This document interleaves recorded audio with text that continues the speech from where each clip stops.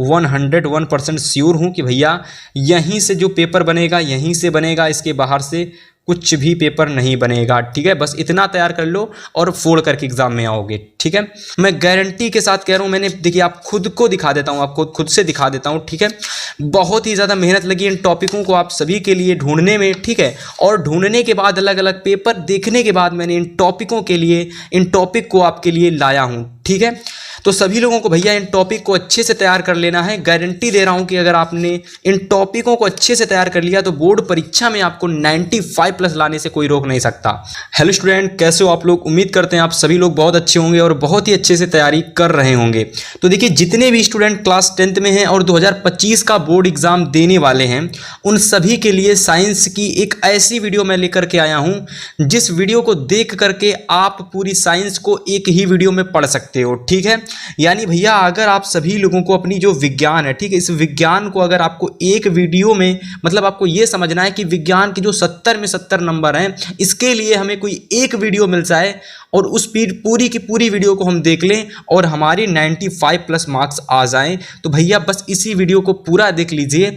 इस वीडियो पर मैंने एक एक क्वेश्चन को लिया है जो बोर्ड एग्जाम 2025 में आपके आने वाला है। ठीक है, इतनी गारंटी ले रहा हूं कि यहां से एक भी क्वेश्चन बाहर नहीं जाएगा, चाहे वो आपका बहुविकल्पीय क्वेश्चन हो, चाहे आपका लघुत्तरीय क्वेश्चन हो, चाहे वो आपका विस्तृत उत्तरीय प्रश्न हो। ठीक है, सभी क्वेश्चन आपको इस वीडियो के अंदर से देखने को मिलेंगे। आखिर क्या है इस वीडियो में? तो देखिए, इस वीडियो में मैं आप सभी लोगों को 120, ठीक है, मतलब टोटल 120 यानी 120 मोस्ट इंपॉर्टेंट टॉपिक बताने वाला हूं। ठीक है, तो चलिए वीडियो को स्टार्ट करते हैं। वीडियो को ज़्यादा बड़ा नहीं करेंगे ताकि आपको केवल स्पष्ट टू स्पष्ट चीज़ें देखने को मिले।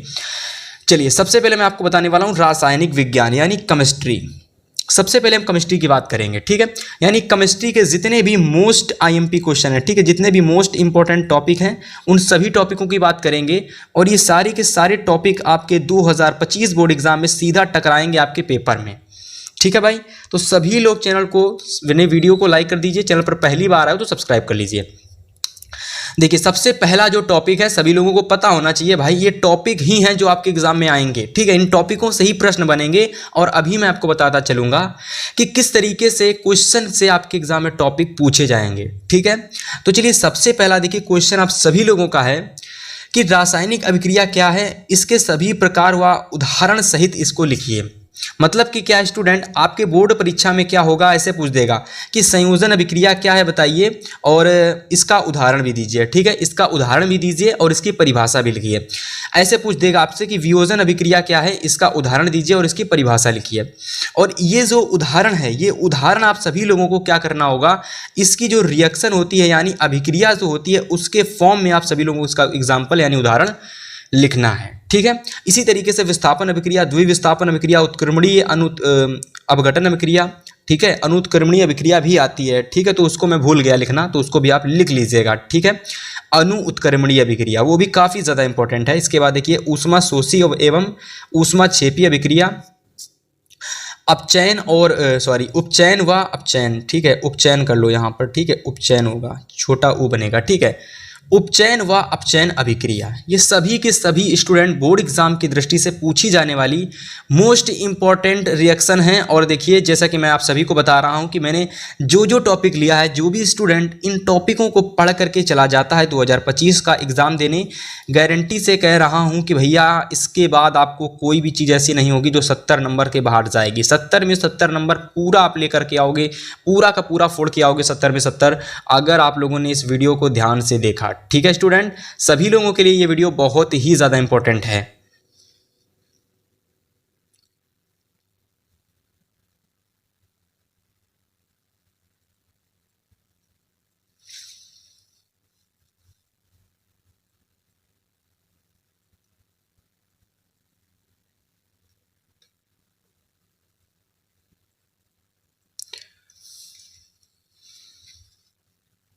तो चलिए फिर बात करते हैं नेक्स्ट टॉपिक की। सेकंड टॉपिक हम लोगों का है, ध्यान से देखिए, कह रहा है कि दैनिक जीवन में उपचयन, ठीक है, दैनिक जीवन में अपचयन अभिक्रियाओं के प्रभाव, ठीक है, यानी जो दैनिक जीवन जो होता है यानी कि दिनचर्या, ठीक है, दैनिक जीवन यानी दिनचर्या। तो दिनचर्या में भैया आप सभी लोगों को संचारण का और विकृत गंधिता, ये most important question 101% board exam 2025 की दृष्टि से इंपॉर्टेंट क्वेश्चन आ चुके हैं। दोनों के दोनों परिभाषाएं आती हैं और 100% मैं गारंटी ले रहा हूँ 25 में जरूर आएगा क्वेश्चन, लिख के रख लो, ठीक है। तीसरा टॉपिक है आप सभी लोगों का कि रासायनिक अभिक्रियाओं को संतुलित करना, 2025 नहीं 2024 ले लो, ठीक है, और 2023 ले लो, ठीक है। अगर आप पेपर उठा करके देखोगे तो भैया रासायनिक अभिक्रियाओं को संतुलित कीजिए, इस पर 100% आपको सारे के सारे क्वेश्चन जो पहला वाला होगा सब संतुलित रासायनिक अभिक्रिया का होगा, ठीक है। आप एक बार जा करके 2023 का 24 का पेपर देखना, आपको स्वयं खुद पता चल जाएगा। 4 नंबर देखिए कि अम्ल क्षारक, ठीक है, ये चरक लिख गया तो यहाँ पर आप लोग क्षारक कर लो, ठीक है। अम्ल क्षारक एवं लवण क्या है, इसके रासायनिक गुणधर्म लिखी है, ठीक है भैया। इसके साथ साथ इसकी डेफिनेशन भी पूछ ली जाती है, यानी इसकी परिभाषा आती है ना, तो उसको भी आप लोग लिख लीजिएगा परिभाषा को, ठीक है। तो मैं आपको बता देता हूँ कि परिभाषा भी इसके साथ लिख लेना, मैंने आपको बता दिया, आप लिख लोगे, उम्मीद है। 5 नंबर क्वेश्चन है कि फोन से संबंधित, देखो फोन नहीं होता है, ये पीएच मान होता है, ठीक है। क्या होता है, पीएच मान, ठीक है। प्रिंटिंग मिस्टेक हो जाती है भाई, हम तो लिख करके दे देते हैं, जो हमारे पीपीटी मेकर हैं वो क्वेश्चंस को सही से टाइप नहीं कर पाते हैं और मिस्टेक कर देते हैं, ठीक है भाई। तो कह रहा है कि पीएच मान से संबंधित न्यूमेरिकल लिखिए, क्या लिखिए, पीएच मान से संबंधित न्यूमेरिकल। अब देखो स्टूडेंट, आपको क्या करना है कि पीएच मान से संबंधित न्यूमेरिकल आपकी बुक में ज़्यादा तो है नहीं, जितने भी टाइप के न्यूमेरिकल हैं पीएच मान से संबंधित उन सभी को तैयार कर लो, और हो सकेगा तो भैया ये क्वेश्चन आप सभी के एग्जाम के लिए मैं बता दूंगा, कमेंट करोगे तो मैं स्वयं आपको खुद करवा दूंगा, लेकिन तैयार जरूर से कर लेना, ठीक है भाई। चलिए क्वेश्चन नंबर 6 को देखिए, क्लोज क्षार प्रक्रिया यानी इसी को बोलते हैं सोडियम क्लोराइड का जलीय अपघटन। क्या बोलते हैं, सोडियम क्लोराइड का जलीय अपघटन। Very important question, very very important question. 7 number देखिए कि धावन सोडा की बनाने की प्रयोगशाला विधि लिखिए, क्या लिखिए, धावन सोडा बनाने की प्रयोगशाला विधि लिखिए, इसके रासायनिक एवं भौतिक गुणधर्म व उपयोग लिखिए। बहुत ही ज़्यादा इंपॉर्टेंट क्वेश्चन है और 100% श्योर हूँ कि या तो क्लोज क्षार प्रक्रिया, या तो धावन सोडा, और या तो खाने का सोडा बनाने की विधि, रासायनिक व भौतिक गुणधर्म व उपयोग, ये 3 हो गए। और इसके बाद चौथा टॉपिक ये विरंजक चूर्ण बनाने की निर्माण की विधि, इसी को हम लोग ब्लीचिंग पाउडर भी बोलते हैं, ठीक है। क्या बोलते हैं, ब्लीचिंग पाउडर। तो विरंजक चूर्ण यानी ब्लीचिंग पाउडर के निर्माण की विधि, सामान्य गुण लिखिए, ठीक है। क्या लिखिए, इसके सामान्य गुण लिखिए व उसके उपयोग लिखिए। बहुत ज़्यादा इंपॉर्टेंट क्वेश्चन है। और मैंने आपको बताया एक और क्वेश्चन, प्लास्टर ऑफ पेरिस बनाने की विधि, भौतिक व रासायनिक गुणधर्म व इसके उपयोग लिखिए। देखो एक तो ये क्वेश्चन हो गया, एक तो ये क्वेश्चन हो गया, एक तो ये क्वेश्चन हो गया, एक तो ये क्वेश्चन, यानी ये 5 क्वेश्चन। ये 5 क्वेश्चन में से एक क्वेश्चन सभी लोगों के सेट में जरूर मिलेगा, सभी लोगों के सेट में 7 सेट बन के आते हैं, 7 में से सभी में एक एक सेट में एक क्वेश्चन जरूर आपको देखने को मिलेगा, या तो ये आएगा, या तो ये आएगा, या तो ये आएगा, या तो ये आएगा, ठीक है भाई। तो सभी लोग तैयार कर लेंगे, बोर्ड एग्जाम की दृष्टि से बहुत ही ज़्यादा इंपॉर्टेंट तो क्वेश्चन समझ लो, या बहुत ही ज़्यादा इंपॉर्टेंट टॉपिक है ये। चलिए अब हम बात करते हैं 11 नंबर टॉपिक की। कह रहा है कि क्रिश्चियन के जल, क्रिश्चियन नहीं होगा, इसको काट लो, थोड़ी सी मिस्टेक देखिए हो गई है पीपीटी मेकर से, माफ़ की चाहता हूँ मैं उसकी तरफ से, मैं आप लोगों के लिए, ठीक है, मैं उसके लिए आप लोगों की तरफ से, ठीक है। यहाँ पर लिख लीजिए आप लोग क्रिस्टलन का जल, क्या लिख लेंगे, क्रिस्टलन, क्रिस्टलन, ठीक है। तो क्रिस्टलन का लिख लेंगे, क्या लिख लेंगे, क्रिस्टलन। तो होता क्या है कि क्रिस्टलन के जल से आप क्या समझते हैं, ये टॉपिक बोर्ड एग्जाम में बहुत ज़्यादा पूछा जाता है, इसीलिए मैंने आप सभी लोगों को ये टॉपिक बताया, और आप सभी का ये कर्तव्य बनता है कि इस टॉपिक को बहुत अच्छे से तैयार करेंगे, ठीक है। 12 नंबर टॉपिक आप सभी लोगों का है कि धातु व अधातु क्या है, क्या हैं, ठीक है। धातु व अधातु क्या हैं, इसके भौतिक गुण व रासायनिक गुण लिखिए। बहुत ही ज़्यादा इंपॉर्टेंट तो नहीं कह सकता हूँ, लेकिन इंपॉर्टेंट क्वेश्चन है, बोर्ड एग्जाम में आता है ये, ठीक है। फिर इसके बाद बहुत ही ज़्यादा इंपॉर्टेंट क्वेश्चन आ चुका है, वेरी वेरी इंपॉर्टेंट क्वेश्चन आ चुका है कि सक्रियता श्रेणी का उपयोग व उसके उदाहरण लिखिए। क्या लिखिए, सक्रियता श्रेणी का उपयोग व इसके उदाहरण लिखिए। उपयोग लिखिए और साथ में इसके उदाहरण भी लिखिएगा। तो इस तरीके से फाइनली 13 टॉपिक आपके कंप्लीट हो चुके हैं। चलिए बात करते हैं नेक्स्ट टॉपिक की। चलिए क्वेश्चन नंबर 14 देखिए, टॉपिक नंबर 14 कि आयनिक यौगिक मैग्नीशियम क्लोराइड का निर्माण। वेरी इंपॉर्टेंट क्वेश्चन है, नोट कर लो, आयनिक यौगिक मैग्नीशियम क्लोराइड का निर्माण, ठीक है। बहुत ही ज़्यादा इंपॉर्टेंट क्वेश्चन है। 15 नंबर क्वेश्चन देखो, कह रहा है कि सक्रियता श्रेणी पर आधारित धातुओं का निष्कर्षण ऊपर स्थित, मध्य स्थित एवं नीचे स्थित। ठीक है, तो मतलब क्या है कि जो सक्रियता श्रेणी होती है इसमें ऊपर स्थित धातुएं होती हैं, मध्य में स्थित होती हैं और कुछ नीचे स्थित होती हैं। तो इन तीनों ही प्रकार की जो धातुएं होती हैं इनका आप सभी लोगों को क्या करना है, निष्कर्षण पढ़ना है। क्या पढ़ना है? निष्कर्षण पढ़ना है। टॉपिक आप सभी लोगों को ढूंढ लेना है, मिल जाएगा। ठीक है, चलिए बात करते हैं नेक्स्ट टॉपिक की, धातुओं का निष्कर्षण। ठीक है, धातुओं के निष्कर्षण में आप सभी लोगों को निस्तापन, भ्रजन, प्रगलन, ठीक है, प्रगलन नहीं होगा, प्रगलन होगा। ठीक, क्या होगा? प्रगलन। तो प्रगलन, गालक नहीं होगा, गालक होगा। ठीक है, गालक लिख गया, गालक होगा, जिसमें आप सभी लोगों को अम्लीय एवं क्षारीय गालक पढ़ना पड़ेगा। ठीक है, तो इस तरीके से देखिए 16 नंबर टॉपिक में आप सभी लोगों का निस्तापन मोस्ट इंपॉर्टेंट है, भ्रजन मोस्ट इंपॉर्टेंट है, प्रगलन भी आपका मोस्ट इंपॉर्टेंट है और गालक भी आपका मोस्ट इंपॉर्टेंट है, जिसमें अम्लीय और क्षारीय गालक की सीधा अंतर पूछ लिया जाता है। तो इस तरीके से 16 टॉपिक आप सभी लोगों का वेरी इंपॉर्टेंट टॉपिक बन जाता है बोर्ड एग्जाम के लिए, इसको तैयार कर लेना आप लोग। 17 नंबर टॉपिक है कि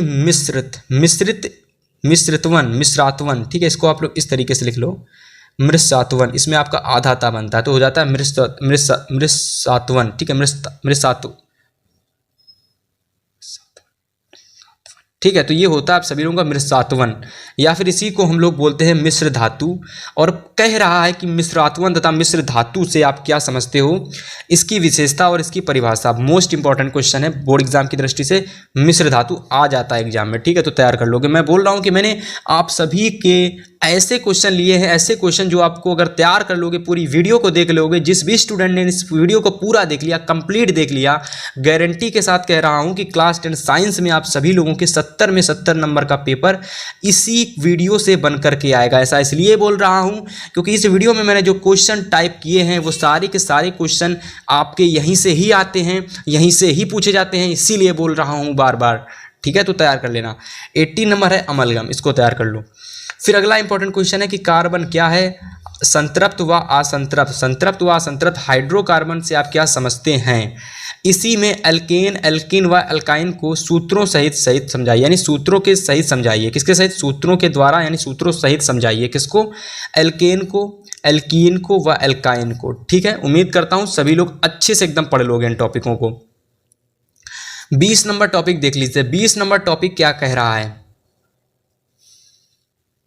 20 नंबर टॉपिक कह रहा है महत्वपूर्ण टिप्पणी। महत्वपूर्ण टिप्पणी में से आप सभी लोगों को समावयवता तैयार कर लेनी है या फिर सजातीय श्रेणी तैयार कर लेनी है, एसिटीकरण तैयार कर लेना है, साबुनीकरण तैयार कर लेना है, प्रतिस्थापन अभिक्रिया तैयार कर लेनी है, दहन अभिक्रिया तैयार कर लेनी है, ऑक्सीकरण अभिक्रिया तैयार कर लेनी है। ठीक है, और एक और इम्पॉर्टेंट टॉपिक है इसी में क्रियात्मक समूह। क्रियात्मक समूह, ठीक है, तो छूट गया है, मैं आपको लिख देता हूँ। क्रियात्मक समूह, इसको जरूर तैयार कर लेना, क्रियात्मक समूह को। ठीक है, तो फाइनली ये कुछ इंपॉर्टेंट टिप्पणियां थी आपके बोर्ड परीक्षा में जो कि बार बार पूछी जाती हैं, तो मैंने आपको बता दी। अब यही टिप्पणियों में से 100% पूछी जाने वाली टिप्पणी, जैसे क्रियात्मक समूह हो गया, ठीक है, एसिटीकरण हो गई, सजातीय श्रेणी हो गई, ठीक है, साबुनीकरण हो गई, प्रतिस्थापन नहीं, दहन नहीं, प्रतिस्थापन अभिक्रिया हो गई, ये मोस्ट इंपॉर्टेंट है। हालांकि अगर आपने सारी तैयार कर ली तो बोर्ड एग्जाम में बेफिक्र होकर पेपर देने जाओगे। अगर आपने इस वीडियो को पूरा देख लिया तो बेफिक्र होकर फिर भी पेपर देने जाओगे क्लास 10 साइंस का। ठीक है, चलिए 21 टॉपिक देखते हैं। 21 नंबर टॉपिक है कि एथिल अल्कोहल के निर्माण विधि। जो एथिल अल्कोहल की निर्माण विधि होती है, इसका रासायनिक गुणधर्म व भौतिक गुणधर्म व इसके उपयोग आपको लिखने हैं। ठीक है, तैयार कर लोगे। वेरी इंपॉर्टेंट टॉपिक है, ये लॉन्ग में आता है आपके एग्जाम में। ठीक है, किसमें? विस्तृत उत्तरी प्रश्नों में आता है, 6 नंबर में आता है। 22 नंबर टॉपिक है एसिटिक अम्ल की निर्माण विधि, रासायनिक व भौतिक गुणधर्म एवं उसके उपयोग। ये दोनों के दोनों क्वेश्चन एक ना एक एग्जाम में जरूर आता है इन दोनों में से, तो ये भी आप सभी लोगों का लॉन्ग टॉपिक है, विस्तृत उत्तरी का, वेरी इंपॉर्टेंट वाला।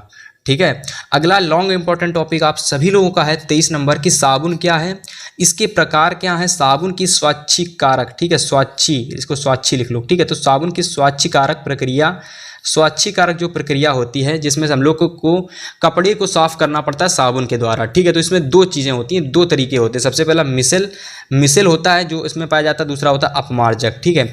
इन दोनों को आपको अच्छे से तैयार कर लेना है कि मिसल साबुन की प्रक्रिया में, जो साबुन की स्वच्छीकारक प्रक्रिया में मिसल के बारे में और अपमार्जक के बारे में अच्छे से एकदम तैयार कर लेना है, घोर करके पी लेना है एकदम, ठीक है। ये क्वेश्चन भी आपको एग्जाम की दृष्टि से वेरी इंपॉर्टेंट लॉन्ग यानी विस्तृत उत्तरीय क्वेश्चन है। चलिए अब हम बात करते हैं नेक्स्ट क्वेश्चंस की। तो अब ये कुछ टॉपिक रह जाते हैं आप सभी लोगों के जो केमिस्ट्री के टॉपिक हैं, ठीक है। बाकी इसके बाद आप सभी लोगों के जीव विज्ञान यानी बायोलॉजी के टॉपिक शुरू होंगे। जो लोग हमारे चैनल से जुड़े रहेंगे लास्ट तक, मैं गारंटी के साथ कह रहा हूं कि बोर्ड एग्जाम में आपको प्रत्येक सब्जेक्ट में 65 प्लस नंबर लेकर के आओगे और टोटल आप 95 स्कोर करोगे, ठीक है। जितने लोग शुरू से लेकर लास्ट तक जुड़े रहेंगे। 24 नंबर टॉपिक है कि मेंडलीव की आवर्त सारणी व इसके सामान्य लक्षण व दोष व उपलब्धियां बताइए। ये जो मेंडलीव की आवर्त सारणी है, ये सबसे पहली आवर्त सारणी है। कौन सी आवर्त सारणी? ये मेंडलीव की सबसे पहली आवर्त सारणी है। और इसमें आप सभी लोगों को क्या करना पड़ेगा, मेंडलीव की आवर्त सारणी में आपको इसके सामान्य लक्षण बताने हैं, दोष बताने हैं व इसकी उपलब्धियां क्या क्या थी वो बतानी है, ठीक है। मेंडलीव की आवर्त सारणी का संशोधन यानी भैया आधुनिक आवर्त सारणी और इसकी प्रमुख विशेषताएं व इसके उपयोग, ठीक है। या तो एग्जाम में ये आता है या तो ये आता है, लेकिन अधिकतर क्या पूछा जाता है, आधुनिक आवर्त सारणी। ये इसकी डेफिनेशन आपके एग्जाम में पूछी जाती है, परिभाषा, ठीक है। इसकी परिभाषा पूछी जाती है और साथ ही साथ मेंडलीव की जो पहली वाली आवर्त सारणी होती है उसकी भी आपके एग्जाम में परिभाषा भी पूछी जाती है, ठीक है। उसकी भी एग्जाम में परिभाषा ही पूछी जाती है, ठीक है। तो इस बात को आप लोग याद रखना अच्छे से एकदम। इसके बाद 26 टॉपिक है संयोजकता एवं परमाणु त्रिज्या क्या है। क्या पूछा गया है कि संयोजकता क्या है एवं परमाणु त्रिज्या क्या है बताइएगा, ठीक है। इसको तैयार कर लोगे बोर्ड एग्जाम की दृष्टि से। दो नंबर में 2 नंबर यानी कि टोटल 4 नंबर में क्वेश्चन आ जाता है एग्जाम में, तैयार कर लेना। निरूपक तत्व, ठीक है, निरूपक तत्व एवं विकर्ण संबंधी तत्व यानी विकर्ण संबंध के तत्व, ये भी एग्जाम में 2+2 यानी कि टोटल 4 मार्क्स का क्वेश्चन पूछा जाता है, तो इसको भी आप तैयार कर लोगे, ठीक है मेरे स्टूडेंट्स। चलिए तो फाइनली इस तरीके से देखिए पूरी केमिस्ट्री खत्म कर दी मैंने, पूरी की पूरी केमिस्ट्री मैंने समाप्त कर दी है। केमिस्ट्री के टोटल आप सभी लोगों के मैंने 27 टॉपिक बताए हैं। इन 27 टॉपिकों को बहुत अच्छे से तैयार करना। बार बार बोल रहा हूं कि अगर आपने वीडियो को स्किप कर दिया तो आपको वो मिलने वाला है जो आप छोड़ करके चले जाओगे तो नहीं मिलेगा, ठीक है। किताबों से ज़्यादा इन पर भरोसा करिए, इन वीडियोज़ पर भरोसा करिए, तभी जा करके आपके बोर्ड एग्जाम में 95 प्लस आएंगे, ठीक है स्टूडेंट। चलिए अब हम बात करते हैं जीव विज्ञान यानी कि बायोलॉजी की। बायोलॉजी में मैंने वो क्वेश्चंस लिए हैं जो आपको दिख रहे हैं और ये सारे के सारे क्वेश्चन एग्जाम की दृष्टि से 101% इंपॉर्टेंट क्वेश्चन है। 101% श्योर हूँ कि भैया यहीं से जो पेपर बनेगा यहीं से बनेगा, इसके बाहर से कुछ भी पेपर नहीं बनेगा, ठीक है। बस इतना तैयार कर लो और फोड़ करके एग्जाम में आओगे, ठीक है। सबसे पहला टॉपिक यानी कि टॉपिक तो 28 है, लेकिन पहला है जीव विज्ञान का, जो कि है पोषण क्या है, पोषण की आवश्यकता, पोषण के प्रकार तैयार कर लेना, ठीक है। थोड़ा सा जल्दी बता देते हैं आपको। पाचन से आप क्या समझते हो, वेरी इंपॉर्टेंट टॉपिक है, मनुष्य की आहार नाल में पाचन, ठीक है। इसी के साथ पाचन का जो चित्र होता है वो भी पूछा जाता है, हालांकि मैंने नहीं लिखा, मेरे से गलती हो गई, वो माय गॉड, ठीक है, बहुत बड़ी गलती हो गई है, लेकिन आप सभी लोगों को इसका चित्र भी तैयार कर लेना है बोर्ड एग्जाम की दृष्टि से। श्वसन से आप क्या समझते हो, परिभाषा व श्वसन, ठीक है, श्वसन लिखे यहाँ पर, श्वसन होगा भैया, श्वसन लिख लेना यहाँ पर आप लोग, ठीक है। श्वसन के प्रकार मोस्ट इंपॉर्टेंट है, तैयार कर लेना। अगला टॉपिक है श्वासोच्छ्वास। क्या लिखा है, श्वासोच्छ्वास। श्वासोच्छ्वास से आप क्या समझते हैं, ठीक है। श्वासोच्छ्वास तथा श्वसन में आपको अंतर बताना है। ये भी सारे के सारे इंपॉर्टेंट क्वेश्चन, अब मैं सभी में इंपॉर्टेंट नहीं लिखूंगा, लेकिन आप लोग कोशिश नहीं करोगे इनको तैयार करने की, इसीलिए मैं इंपॉर्टेंट लिख देता हूं उन पर। सारे के सारे वेरी इंपॉर्टेंट क्वेश्चन है। मैं बार बार बोल रहा हूं कि अगर जिसने भी पूरी वीडियो को देख लिया उसको वो मिल जाएगा जो आप लोगों को पूरी किताब तैयार करने से नहीं मिलता है, वो इस वीडियो को देखने से आपको मिल जाएगा। इस पूरी वीडियो में 70 नंबर आपके छिपे हुए हैं, बस पूरी वीडियो को देख लो, साइंस केमिस्ट्री बायोलॉजी सब समाप्त हो जाएगी, ठीक है। चलिए बात करते हैं 32 नंबर की, कि परिवहन, वहन, संवहन की परिभाषा व उसके प्रकार लिखिए। मतलब भैया परिवहन की डेफिनेशन आ सकता है एग्जाम में, इसी को हम लोग वहन भी बोलते हैं और इसी को हम लोग संवहन भी बोलते हैं, ठीक है। तो परिवहन, वहन या संवहन की परिभाषा व उसके प्रकार लिखिए। देखो ये तीनों टॉपिकों की एक ही डिफिनेशन होती है, परिवहन कह लो या वहन कह लो या संवहन कह लो, ठीक है। तो इन सभी की क्या लिखनी है, आपको डेफिनेशन लिखनी है, ठीक है। उसी के साथ इसके प्रकार भी आपको लिखने पड़ेंगे, ठीक है मेरे भाई। चलिए 33 नंबर क्वेश्चन है कि धमनी क्या है, सिरा क्या है। धमनी क्या है, सिरा क्या है। धमनी और सिरा में आपको अंतर बताना है, धमनी और सिरा में आपको अंतर भी बताना है। चलिए नेक्स्ट टॉपिक है कि मनुष्य में रुधिर परिसंचरण तंत्र से आप क्या समझते हो। मनुष्यों में रुधिर परिसंचरण तंत्र का जो चित्र होता है, यानी इसका भी भैया चित्र आप सभी लोगों को तैयार करना है। चित्र मैं लिखना भूल गया हूँ मेरे हिसाब से लगता है, चलो हाँ मैं वो लगता हूँ भूल गया हूँ, ठीक है। चित्र को लिखना मैं भूल गया हूँ सभी क्वेश्चंस में, तो मैं आपको बताता चलूँगा, ठीक है। जिसके चित्र तैयार करने हैं उसके चित्र मैं आपको बताता चलूँगा। 35 नंबर में भी आपको चित्र तैयार करना। देखो यहाँ तो लिखा हुआ है कि मानव हृदय की व्यवस्थात्मक काट का चित्र सहित वर्णन कीजिए। व्यवस्थात्मक काट का चित्र सहित यानी कि अंदरूनी जो संरचना होती है, यानी कि भैया आंतरिक जो संरचना होती है हृदय की आंतरिक संरचना, ठीक है, आपको उसका क्या बनाना है, डायग्राम बनाना है, उसका सचित्र वर्णन करना है, ठीक है। चलिए बात करते हैं आगे की टॉपिक की। चलिए क्वेश्चन नंबर 36 देखिए, यानी टॉपिक नंबर 36 कि लसिका क्या है, रुधिर एवं लसिका में अंतर। मतलब कि यहाँ पर आप सभी लोगों को लसिका क्या है वो बताना पड़ेगा और साथ में रुधिर क्या और लसिका के बीच में आपको डिफरेंस यानी अंतर भी बताना पड़ेगा। नोट कर लो, बोर्ड एग्जाम में जरूर आता है एग्जाम, ठीक, अरूर नहीं ज़रूर आता है। 37 नंबर टॉपिक आ चुका है, very very very important topic, प्रकाश संश्लेषण।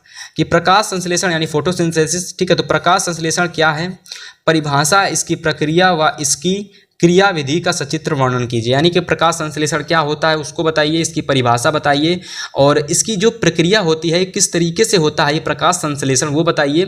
पूरा इसका सचित्र वर्णन आपको पढ़ लेना है, पूरा टॉपिक अच्छे से पढ़ लेना है, ठीक है। लेकिन इसके साथ साथ कुछ ऐसे टॉपिक होते हैं जो बोर्ड एग्जाम की दृष्टि से इंपॉर्टेंट है, उनको जरूर बताना पड़ेगा वरना आप तैयार नहीं करोगे। जैसे कि मैंने यहाँ पर 3 अलग अलग पॉइंट में उनको ले लिया है।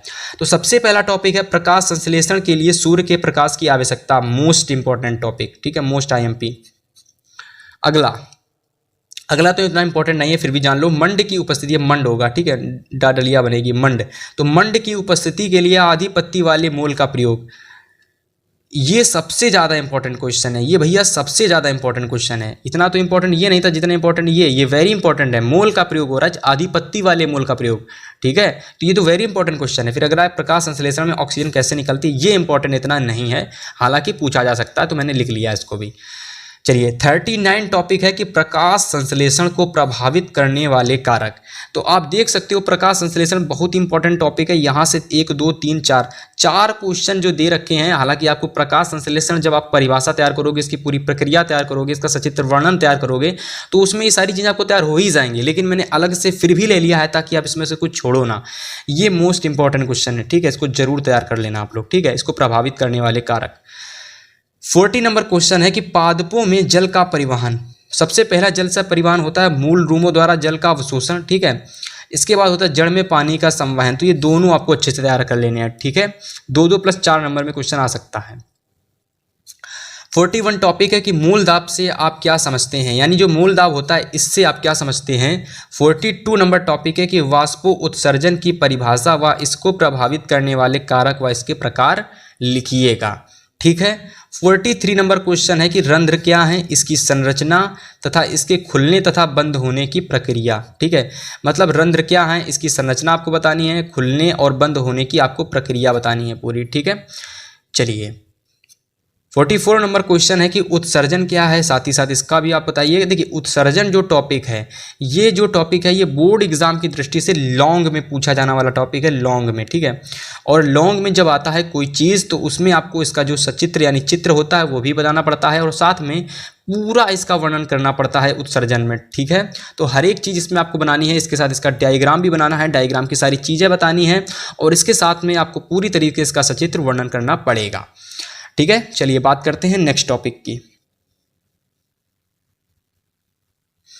45 नंबर टॉपिक है कि समन्वयन क्या दे रखा है, समन्वयन एवं नियंत्रण क्या है, जंतुओं में समन्वयन से आप क्या समझते हैं। 46 नंबर टॉपिक है कि तंत्रिका तंत्र में तंत्रिका ऊतक से आप क्या समझते हैं, न्यूरॉन या तंत्रिका कोशिका की संरचना का सचित्र वर्णन कीजिए। यह भी मोस्ट इंपॉर्टेंट टॉपिक है, इसको जरूर तैयार कर लीजिएगा, ठीक है। चलिए क्वेश्चन नंबर 47 है कि मेरू रज्जु से आप क्या समझते हैं, इसकी परिभाषा व इसके कार्य लिखिए। ये क्वेश्चन आपकी दृष्टि से 2025 की दृष्टि से इंपॉर्टेंट है। हालांकि 2024 के एग्जाम में, 23 के एग्जाम में ये चैप्टर नहीं था, लेकिन 25 में ये चैप्टर है, तो इसका मतलब इससे ये टॉपिक इससे पहले जब ये चैप्टर था तो ये टॉपिक बहुत आता था, इसी वजह से बता रहा हूँ कि मेरु रज्जु इस बार ज़रूर आएगा आपके एग्जाम में, ठीक है। 48 नंबर क्वेश्चन है, प्रतिवर्ती क्रिया या फिर रिफ्लेक्स क्रिया से आप क्या समझते हैं, इसकी परिभाषा व इसका उदाहरण बताइएगा। अगला टॉपिक है 49 की पादप हार्मोन से आप क्या समझते हैं, इसकी प्रमुख विशेषताएं।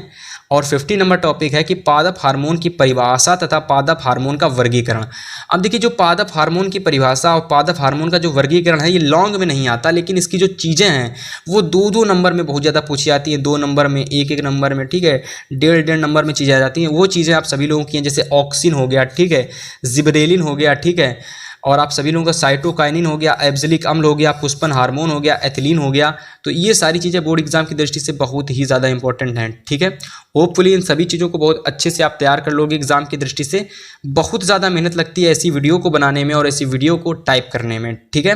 तो आप वीडियो को पूरा देखोगे, वीडियो को लास्ट तक देखोगे, स्किप कहीं नहीं करना यार, ठीक है, स्किप वगैरह मत करना वरना दिक्कत हो जाएगी, ठीक है। चलिए अगले टॉपिक की बात करते हैं। चलिए 51 नंबर टॉपिक है आप लोगों का कि ऑक्सीजन व ऑक्सीजन नहीं होगा यहाँ पर, ऑक्सिन होगा, केवल ऑक्सिन, ठीक है। तो ऑक्सिन व, ठीक है, ऑक्सिन व, इस तरीके से इसको काट लो, ऑक्सिन व जिबरेलिन में अंतर बताइए। क्या बताइए, ऑक्सिन व जिबरेलिन क्या हैं, सबसे पहले तो ये बताइए। और ऑक्सीजन नहीं होगा यार, ऑक्सिन होगा, व डिवाइडेड नहीं होगा, जिबरेलिन होगा, जिबरेलिन। तो ऑक्सिन व जिबरेलिन में अंतर बताइए, इसको तैयार कर लोगे।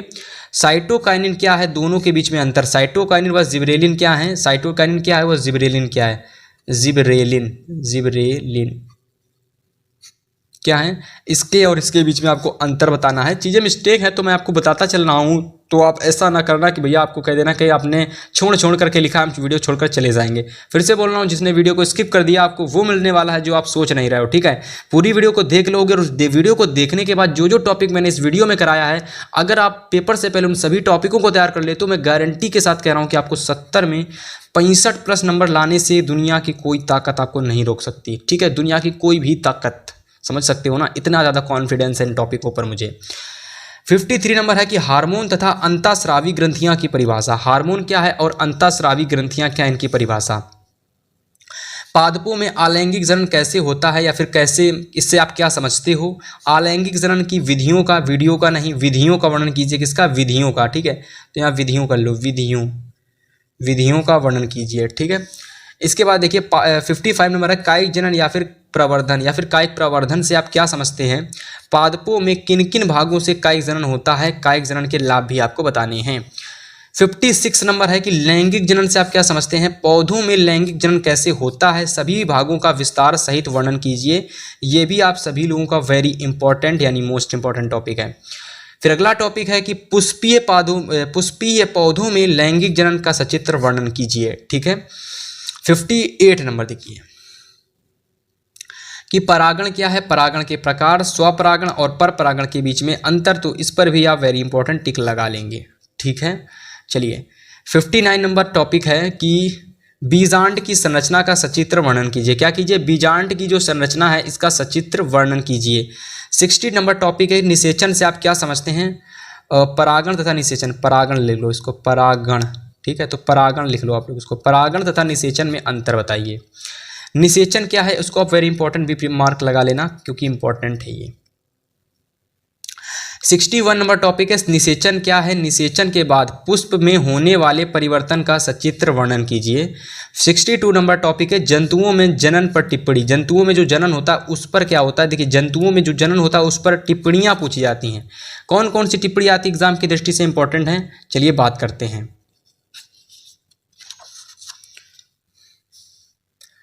तो ये 3 टिप्पणी आपको तैयार कर लेनी है। सबसे पहली टिप्पणी है कालिकोत्पादन द्वारा जनन, दूसरी है पुनरुद्भवन और तीसरी है विखंडन द्वारा जनन। और दोनों की तीनों वेरी इंपॉर्टेंट है। तीनों की तीनों कैसी हैं, वेरी इंपॉर्टेंट हैं, ठीक है। और तीनों को अच्छे से तैयार कर लोगे, तीनों आपके एग्जाम में 2-2 नंबर की आ सकती हैं, ठीक है। चलिए बात करते हैं 63 नंबर टॉपिक की। 63 नंबर टॉपिक है कि जनसंख्या वृद्धि क्या है, जनसंख्या वृद्धि का मानव समाज पर दुष्प्रभाव जो इसके कारण हैं वो बताइए, जनसंख्या वृद्धि को रोकने के व्यवहारिक उपाय बताइए। लॉन्ग में पूछा जाने वाला वेरी इंपॉर्टेंट टॉपिक है, निबंध जैसा टॉपिक है दिखने में और आसान करने में बहुत ही आसानी होती है, यानी तैयार करने में बहुत आसानी होती है, आसानी से तैयार हो जाता है ये। 64 भी है परिवार नियोजन, परिवार नियोजन की विधियों का वर्णन कीजिए। वीडियो नहीं है, विधियों की बात हो रही है यहाँ पर, ठीक है, विधियों की बात हो रही है, वीडियो की बात नहीं हो रही है। तो परिवार नियोजन क्या है, परिवार नियोजन की जो विधियाँ होती हैं उसका विस्तार सहित वर्णन कीजिए, ठीक है। उम्मीद है सभी लोग तैयार कर लोगे इन टॉपिक को।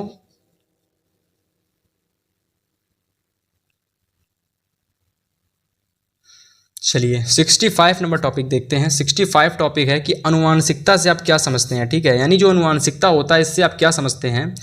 और ये भी बोर्ड एग्जाम की दृष्टि से बहुत ही ज़्यादा पूछा जाने वाला टॉपिक है, 2-2 नंबर में आता रहता है। अगर आप पेपर प्रीवियस ईयर उठा के देखेंगे तो आपको टॉपिक ज़रूर मिलेगा।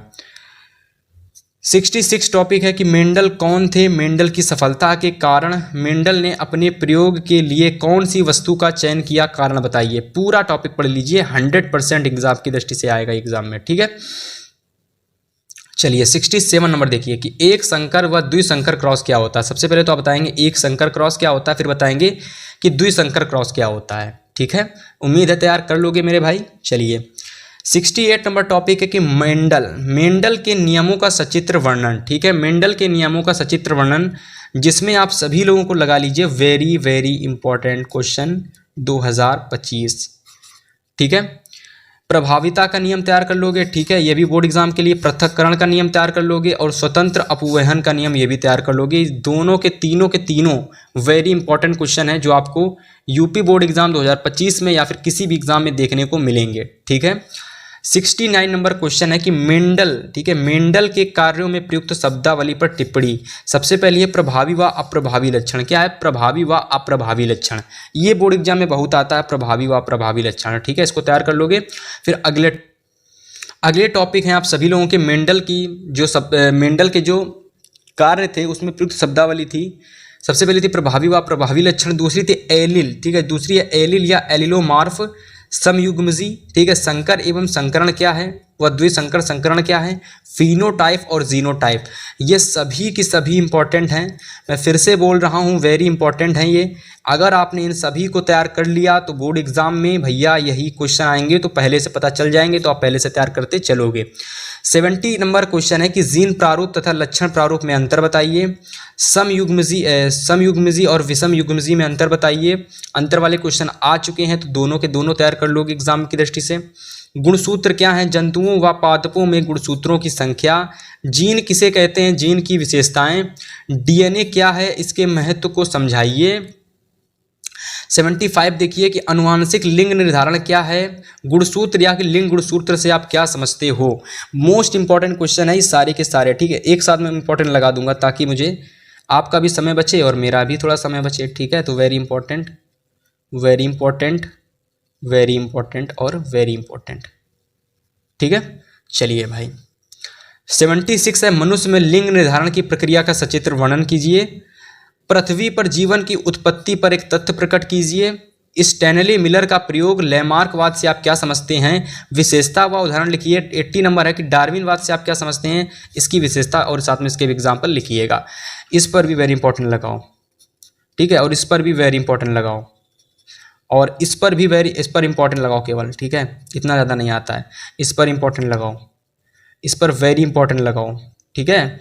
तो देख लो भैया ये वही टॉपिक हैं जो एग्जाम में आपको देखने को मिलेंगे, और मैं सब कुछ करा रहा हूं ताकि आपको ऐसी चीज़ें मिलें जो आपको एकदम तैयारी में आसानी कर दें, ठीक है। तैयारी आसान हो जाएगी तो फिर आप तैयारी भी करने में अच्छा लगेगा, ठीक है। कौन कौन से टॉपिक इंपॉर्टेंट है अगर वही पता चल जाए एग्जाम होने से पहले तो क्या होगा, आप सभी लोग उन टॉपिकों को तैयार करने लगोगे। तो आज की इस वीडियो में क्लास 10 साइंस के ऐसे इंपॉर्टेंट टॉपिक बताए हैं जिससे आपके एग्जाम में पूरा पेपर फंसने वाला है। मान के चलिए इस वीडियो को देखने के बाद आपके सामने अगर पेपर आ जाएगा तो आप ये कहेंगे कि ये वही क्वेश्चन है जो हमने F2 क्लासेस चैनल से पढ़ करके गए थे, ये वही क्वेश्चन है।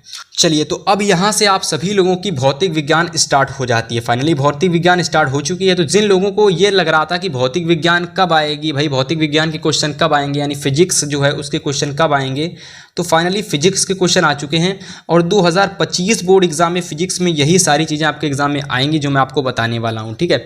कहाँ से न्यूमेरिकल आते हैं, कहाँ से डेरिवेशन आते हैं, सब कुछ बताऊँगा, बस वीडियो को अच्छे से देखना बस, ठीक है। 81 नंबर टॉपिक देखिए और फिजिक्स का पहला टॉपिक प्रकाश क्या है, सबसे आसान, प्रकाश परावर्तन के नियम, मोस्ट इंपॉर्टेंट। प्रतिबिंब क्या है, समतल दर्पण द्वारा प्रतिबिंब का बनना दर्शाइए। देखिए अगर आपको ये पढ़ोगे तभी जाकर के आपको और अच्छी चीज़ें नॉलेज होंगी। तो मैंने लिख लिया है कि प्रतिबिंब क्या है, ये पढ़िए, प्रतिबिंब कैसे बनता है, प्रतिबिंब को बनाने का क्या नियम होते हैं, समतल दर्पण द्वारा प्रतिबिंब कैसा बनता है और प्रतिबिंब का जो बनना होता है समतल दर्पण में वो दर्शाइए, ठीक है। सब कुछ अच्छे से बताते चलेंगे, बस आप लोग वीडियो को लाइक वगैरह कर दीजिएगा। 83 नंबर टॉपिक है कि गोलीय दर्पण क्या है। मतलब भैया आपको ये बताना है कि गोलीय दर्पण क्या है और गोलीय दर्पण से संबंधित जो परिभाषाएं होती हैं, ठीक है, परिभाषाएं यहाँ मैंने नहीं लिखा, आप लिख लीजिएगा कि जो गोलीय दर्पण होता है इससे संबंधित जितनी भी डिफिनीशन यानी जितनी भी परिभाषाएं होती हैं उन सभी परिभाषाओं को बहुत अच्छे से तैयार कर लेना। जैसे मुख्य फोकस हो गया, प्रकाशिक केंद्र हो गया, ठीक है, आपका वक्रता त्रिज्या हो गया, वक्रता केंद्र हो गया, ठीक है, ये सारी चीज़ें आपको अच्छे से तैयार कर लेनी है। फोकस दूरी हो गई, इनकी डिफिनीशन एग्जाम में ज़रूर पूछी जाती है, फोकस दूरी और सब कुछ आता है एग्जाम में, ठीक है, डिफिनीशन सारी आती हैं गोलीय दर्पण से संबंधित, तो तैयार कर लेना। 84 नंबर टॉपिक है कि दर्पण की वक्रता त्रिज्या जो आर होती है, ठीक है, इसके बीच में, और फोकस दूरी जो होती है एफ, इसके बीच में संबंध क्या होता है। तो आप सभी लोगों को पता होना चाहिए, जो फोकस दूरी होती है ये वक्रता त्रिज्या की क्या होती है, आधी होती है, ठीक है। तो ये चीज़ें आपको पता होनी चाहिए। चलिए क्वेश्चन नंबर 85 देखिए। 85 नंबर क्वेश्चन है कि अवतल दर्पण क्या है। अवतल दर्पण द्वारा प्रतिबिंब बनने के जो 6 केस होते हैं ना, इनका आपको वर्णन करना है व इसके उपयोग लिखने हैं। 86 नंबर टॉपिक देखिए। 86 नंबर टॉपिक है कि उत्तल दर्पण क्या है। उत्तल दर्पण द्वारा प्रतिबिंब का बनना तथा उत्तल दर्पण के उपयोग आपको बताने हैं, ठीक है। मोस्ट इंपॉर्टेंट टॉपिक है ये वाला भी आपका। अगला 87 नंबर टॉपिक है कि गोली दर्पण के लिए, जो गोली दर्पण होता है इसमें यू वी एफ, यू होता है, वी होता है, एफ होता है, ठीक है, यू वी एफ, इनके बीच में आप सभी के एग्जाम में संबंध पूछा जाता है। संबंध यहाँ मैं देखो लिख देता हूँ, संबंध होता है कि 1/1 F is equal to 1/v plus 1/u, ठीक है। तो ये संबंध किसके बीच में होता है, ये जो संबंध होता है वो होता है आप सभी लोगों का दर्पणों में, ये होता है दर्पण के लिए। ये फार्मूला किसके लिए होता है, तो ये फार्मूला होता है दर्पण के लिए। तो आपको क्या करना है कि गोली दर्पण के लिए यू एफ वी में संबंध दर्शाना है, यानी इसका डेरिवेशन आपको तैयार करना पड़ेगा। क्या, डेरिवेशन आपको तैयार करना पड़ेगा, ठीक है, तैयार कर लोगे। चलिए 88 नंबर टॉपिक रेखीय आवर्धन से आप क्या समझते हैं, और इसमें आपको एग्जाम में न्यूमेरिकल आते हैं। इससे क्या पूछे जाते हैं, न्यूमेरिकल। तो मैं बता रहा हूँ जो जो चीज़ें मैं आपको बताता चलूँगा उसके टॉपिक के बगल में मैं लिख दूंगा कि इससे क्या क्या पूछा जाता है, ठीक है। 89 नंबर टॉपिक है कि प्रकाश का अपवर्तन से आप क्या समझते हैं, यानी जो प्रकाश का अपवर्तन होता है इससे आप क्या समझते हैं, और प्रकाश अपवर्तन की नियम यानी स्नेल का नियम जो होता है इसको आपको अच्छे से बताना है। 90 नंबर टॉपिक है कि अपवर्तनांक एवं प्रकाश से आप क्या समझते हैं, यानी अपवर्तनांक क्या होता है और प्रकाश क्या होता है, इससे आप क्या समझते हो, इसकी डेफिनीशन आपको बतानी है। इसके बाद में आप लोगों को कि क्रांतिक कोण तथा पूर्ण आंतरिक परावर्तन का सचित्र वर्णन आपको करना है। फिजिक्स का ये वाला टॉपिक 2020 से पहले बराबर पूछा गया था, लेकिन 23-22 में नहीं आया, आई डोंट नो, लेकिन 25 में हो सकता हो पूछ लिया जाए, ठीक है। पहले बीच में नहीं आया तो क्या हुआ, पहले तो बराबर पूछा जाता था कि क्रांतिक कोण तथा पूर्ण आंतरिक परावर्तन का सचित्र वर्णन कीजिए, और होपफुली ये क्वेश्चन 2025 में किसी ना किसी सेट में ज़रूर आएगा, आना चाहिए भाई, इंपॉर्टेंट क्वेश्चन है ये। लेंस क्या है, लेंस द्वारा प्रतिबिंब बनने के नियम। अब भैया लेंस पढ़ लोगे, लेंस द्वारा प्रतिबिंब बनने के जब नियम पढ़ लोगे तभी जा करके इसकी आगे की चीज़ें आप पढ़ पाओगे। तो इसी वजह से मैंने क्या लिखा है कि लेंस के बारे में पढ़िए, लेंस के द्वारा प्रतिबिंब कैसे बनता है वो पढ़िए, और इसके बाद में और चीज़ें हैं वो आसानी से आपको तैयार हो जाएंगी। और वो क्या क्या एग्जाम में पूछा जाता है लेंस से, उसको जरा देख।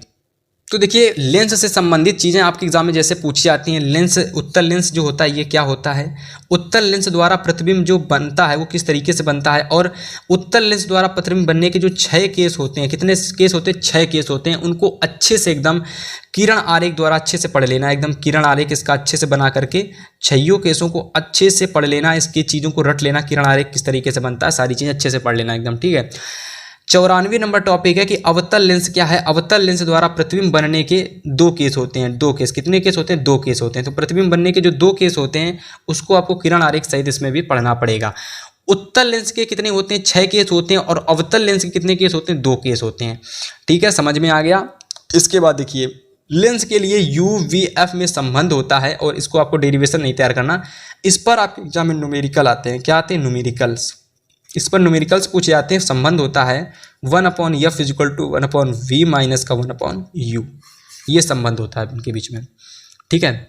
96 नंबर टॉपिक है कि रेखीय आवर्धन से आप क्या समझते हो? सचित्र वर्णन। ठीक है, इससे भी न्यूमेरिकल आता है। ठीक है, इससे भी न्यूमेरिकल पूछा जाता है, तो इसको भी अच्छे से तैयार कर लेना।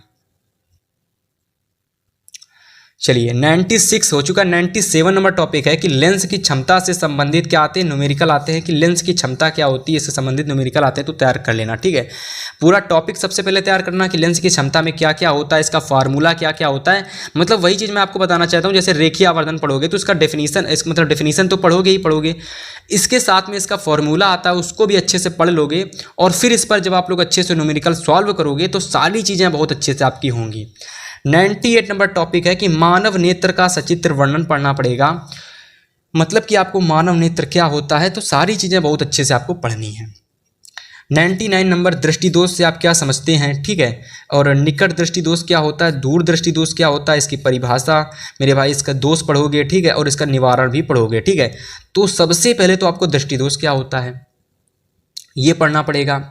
फिर निकट दृष्टि दोष क्या होता है ये पढ़ना पड़ेगा। फिर दूर दृष्टि दोष क्या होता है ये क्या पढ़ना पड़ेगा।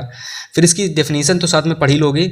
दोष क्या होते हैं इसके वो पढ़ना पड़ेगा। इसका निवारण कैसे होता है वो पढ़ना पड़ेगा। ठीक है, चलिए 80 नंबर क्वेश्चन है कि फ्रिज में क्या है। फ्रिज में क्या है?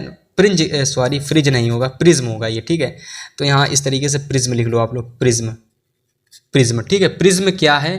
कांच के प्रिज्म से प्रकाश के अपवर्तन का सूत्र लिखिए। और डेरिवेशन आते हैं मेरे हिसाब से इससे। ठीक है, डेरिवेशन आते हैं कि नहीं आते देख लेते, तो इसको तैयार कर लेना। फिलहाल प्रिज्म द्वारा श्वेत प्रकाश का वर्ण विक्षेपण, ये टॉपिक बहुत ज़्यादा इंपॉर्टेंट है, तैयार कर लेना इसको एग्जाम की दृष्टि से। ठीक है, टिंडल प्रभाव पूछा जाता है। प्रकाश का प्रकीर्णन क्या है, और इससे संबंधित ये 3 तैयार कर लेना। आकाश का रंग नीला क्यों दिखाई पड़ता है? सूर्य उदय तथा सूर्यास्त के समय सूर्य कैसा दिखाई पड़ता है? और सूर्य तथा तारे अपनी वास्तविक स्थिति से ऊंचाई पर क्यों दिखाई देते हैं ये बताना पड़ेगा। और तारे रात में क्यों टिमटिमाते हैं वो पढ़ लीजिएगा। ठीक है, और सारी चीज़ों का अच्छे से स्क्रीनशॉट ले लीजिएगा। और जो चीज़ें आपको नहीं आती हैं, जिनका स्क्रीनशॉट नहीं ले पाते हो, बहुत जल्द आप सभी लोगों को एक टेलीग्राम चैनल पर सारी चीज़ें प्रोवाइड कराई जाएंगी। तो इसके लिए टेलीग्राम चैनल जल्द ही बनाया जाएगा आप सभी लोगों के लिए, जिसमें सब कुछ PDF सब कुछ फ्री में आपको दिया जाएगा। बस वीडियो को पूरा देखें, कहीं स्किप ना करें और लास्ट तक देखें। सब्सक्राइब कर लें और वीडियो को 2-3 दोस्तों तक शेयर ज़रूर कर दें। बस टेलीग्राम चैनल बन जाएगा और सब कुछ PDF फ्री में दी भी जाएंगी। ठीक है, चलिए बात करते हैं। तो जैसे लास्ट क्वेश्चन था तारों का टिमटिमाना, तो मैंने आपको बता भी दिया था। ठीक है, ये सारी चीज़ें किस में थी? प्रकाश के प्रकीर्णन में थी।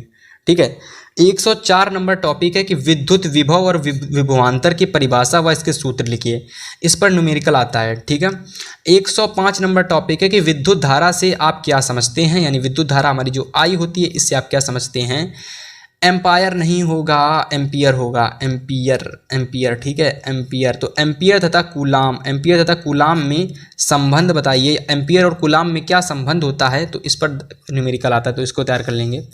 ओम के नियम का सत्यापन आता है, डेरिवेशन है, तो इसको तैयार कर लोगे। विद्युत प्रतिरोध की परिभाषा व सूत्र, इस पर आपके एग्जाम में न्यूमेरिकल आते हैं। क्या पूछे जाते हैं? न्यूमेरिकल पूछे जाते हैं, तो इसको तैयार कर लोगे न्यूमेरिकल्स के साथ में। ठीक है, सबसे पहले फार्मूला तैयार करोगे, डेफिनेशन तैयार करोगे, फिर इसका न्यूमेरिकल भी तैयार कर लेना। ठीक है, विशिष्ट प्रतिरोध क्या है इसका सचित्र वर्णन पढ़ लेना। ठीक है, प्रतिरोधों के समायोजन में, ठीक है, इसको अच्छे से पढ़ लोगे। प्रतिरोधों के समायोजन में श्रेणी क्रम समायोजन, समांतर क्रम समायोजन से क्या पूछे जाते हैं? न्यूमेरिकल आते हैं। क्या आते हैं? न्यूमेरिकल। क्या आते हैं? न्यूमेरिकल्स। अच्छे से तैयार कर लोगे। ठीक है,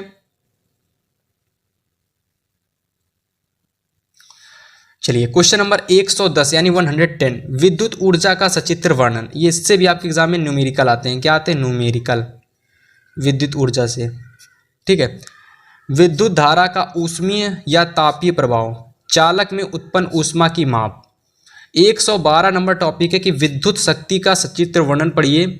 113 नंबर टॉपिक है विद्युत ऊर्जा की माप। विद्युत ऊर्जा की माप लिख लो। विद्युत ऊर्जा की माप में किलोवाट घंटा तथा किलोवाट घंटा में संबंध, ठीक है, ये तैयार कर लोगे। नेक्स्ट टॉपिक है कि विद्युत बल रेखाएं, जो विद्युत बल रेखाएं होती हैं इनकी दिशा ज्ञात करने के नियम, जैसे दक्षिणावर्ती पेंच का नियम, वेरी इंपॉर्टेंट। दाएं हाथ के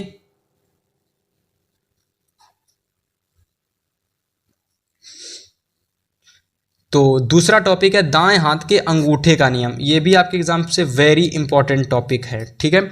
चलिए 115 नंबर टॉपिक है कि एक समान चुंबकीय क्षेत्र में स्थित धारावाही चालक पर बल के सूत्र का निगमन, डेरिवेशन आता है और न्यूमेरिकल आता है, ठीक है, तैयार कर लोगे। चलिए 116 नंबर टॉपिक है विद्युत मोटर का सचित्र वर्णन, ये भी आपके एग्जाम की दृष्टि से वेरी इंपॉर्टेंट टॉपिक है, ठीक है, उम्मीद करते हैं इसको भी तैयार कर लोगे आप लोग, ठीक है।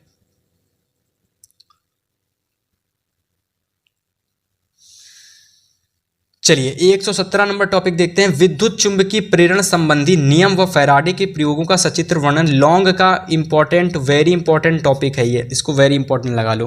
प्रत्यावर्ती धारा जनित्र तथा डायनमो का सचित्र वर्णन कीजिए, यानी विद्युत जनित्र जो होता है उसी को हम लोग प्रत्यावर्ती धारा जनित्र बोलते हैं, तो उसको आप लोग वेरी इंपॉर्टेंट लगा लो। ये एग्जाम में या तो ये बहुत आता है एग्जाम में, या तो विद्युत मोटर बहुत आता है एग्जाम में, ठीक है।